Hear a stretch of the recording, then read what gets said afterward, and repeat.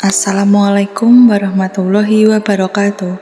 Kami dari kelompok 6 ingin menyampaikan video materi mengenai kurikulum dan anak.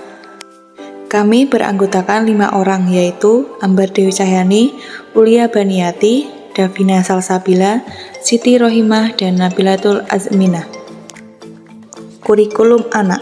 Kurikulum anak merupakan rencana pembelajaran dan pengembangan yang dirancang khusus untuk memenuhi kebutuhan dan perkembangan anak-anak dalam berbagai aspek seperti pendidikan, sosial, emosional, dan fisik. J.C. Rousseau, seorang ahli didik, mengemukakan pentingnya pengetahuan tentang anak bagi pendidik agar dapat mendidik anak sesuai dengan taraf perkembangannya.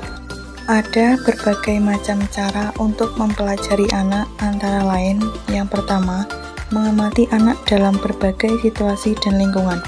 Bukan saja dalam situasi kelas, melainkan juga sewaktu-waktu bermain, berkarya wisata, bersandiwara, dan lain-lain.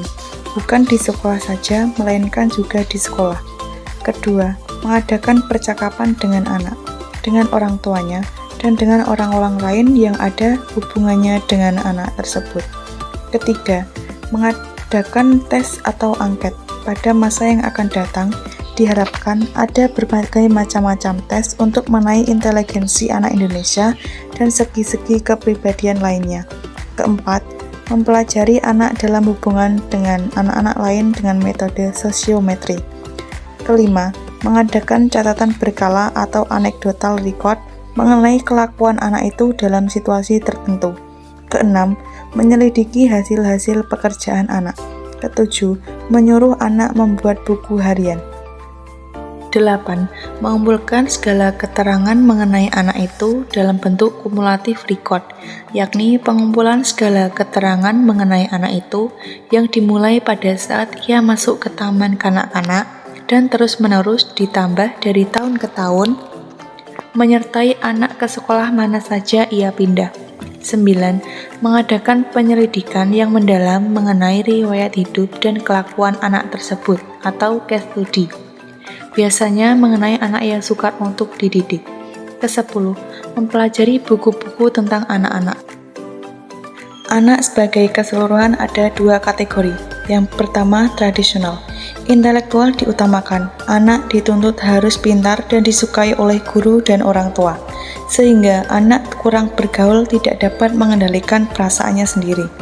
Yang kedua, secara modern, memperhatikan seluruh pribadi sang anak mengenai segi jasmani, emosi, sosial, dan intelektual, berusaha mengembangkan segala aspek pribadi anak dengan memberikan bahan pelajaran yang sesuai.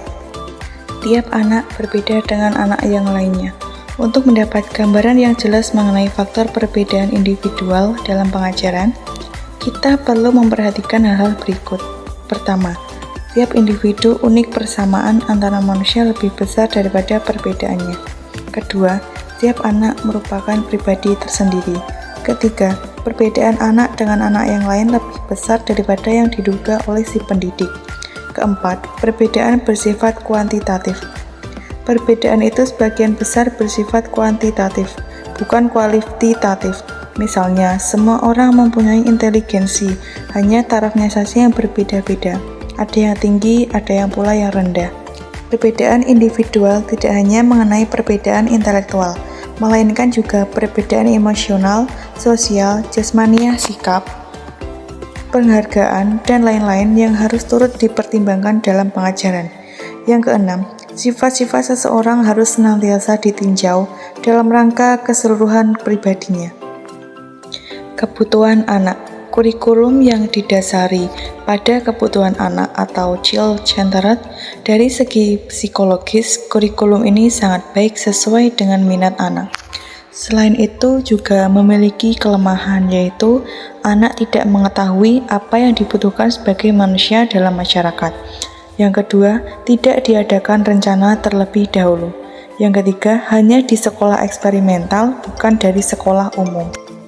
Kebutuhan jasmani dan pribadi anak. Yang pertama, jasmani. Kebutuhan ini dipenuhi untuk mewujudkan tujuan pendidikan dengan menggunakan kejasmanian sebagai tolak ukur Selain itu, untuk membentuk manusia kuat dan sehat. Yang kedua, pribadi.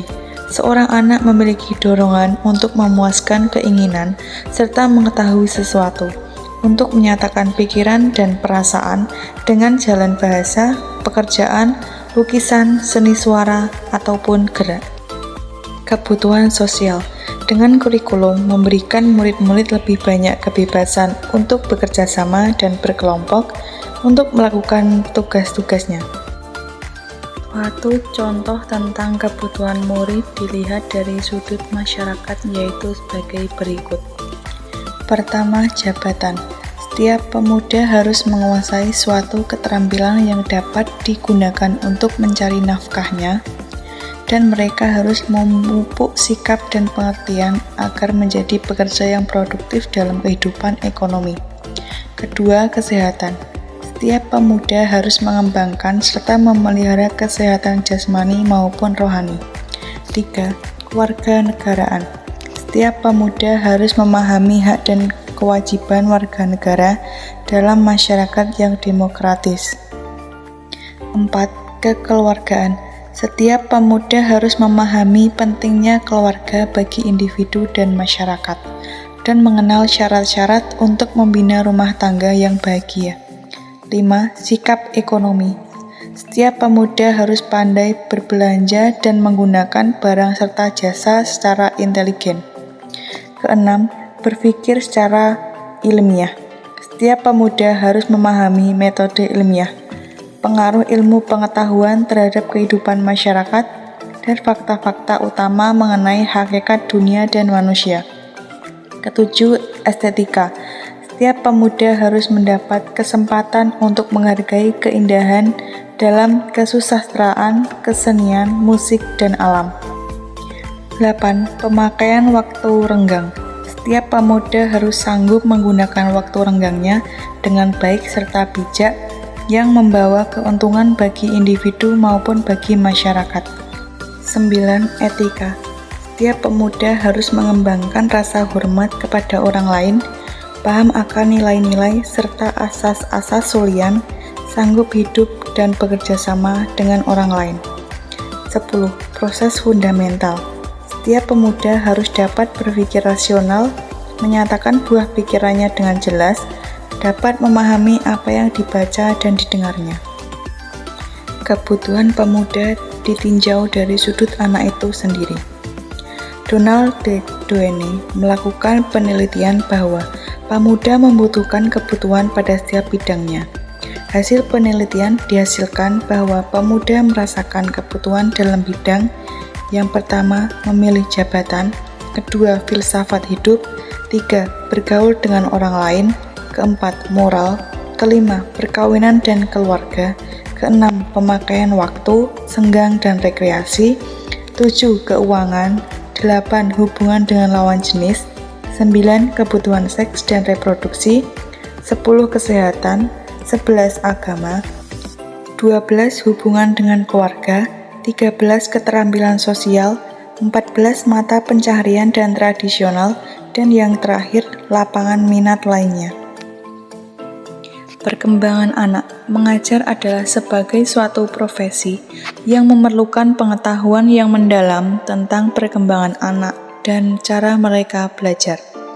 Kedua, perkembangan intelektual.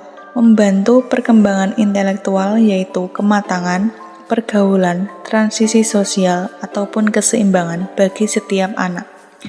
Ketiga, perkembangan sosial. Setiap anak harus menjalin hubungan dengan manusia lainnya karena kebutuhan sosial hanya dapat dipenuhi dalam kelompok. Ia dapat mengembangkan pribadinya dengan bekerja sama dan bergaul dalam kelompoknya. Sekian dari kelompok 6. Wassalamualaikum warahmatullahi wabarakatuh.